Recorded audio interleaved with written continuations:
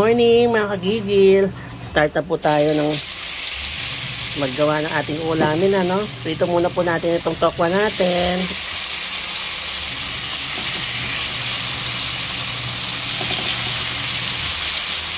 Mausok ang ating yan.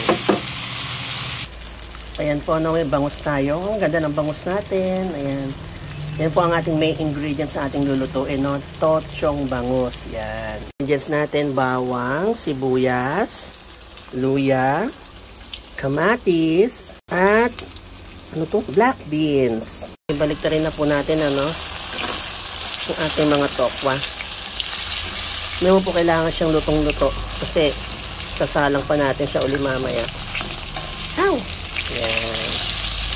After po yan, magigisa na tayo. Ayan, yung bangus po natin, dinredge natin sa flour, Ayan, piprituhin na po natin siya. Prito muna po natin yung ating bangus, on both sides, then set aside. Tapos magigisa na po tayo. Magigisa na po tayo ng garlic, yung ating ginger,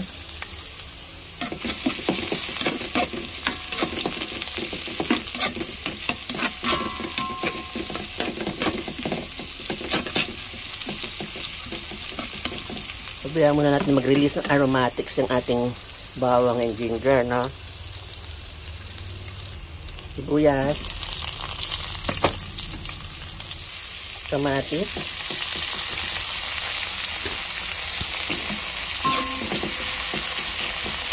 lutuing maigi yung kamatis, kailangan durog siya para mas masarap.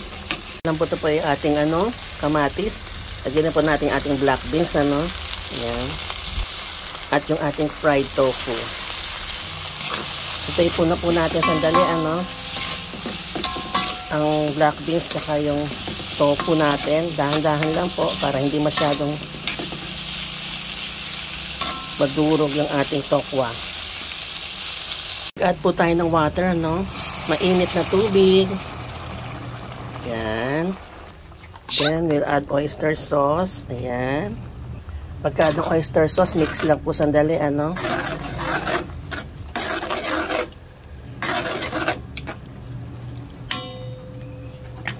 simmer po muna natin. Tignan muna po natin.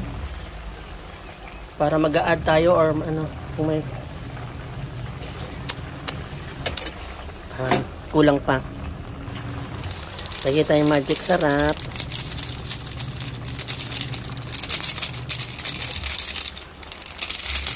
Lagay tayong konting sugar, pambalanse. Magpatak tayo ng konting suka. Then, lagay na po natin yung fish natin,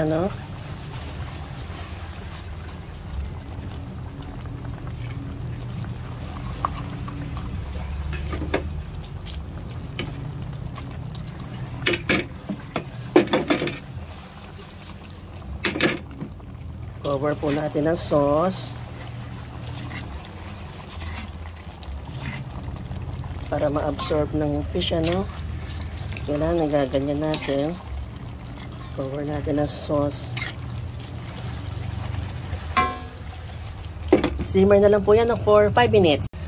Ayan, Diyos ko, luto na po. Tikman na natin ating ulam. Sarap.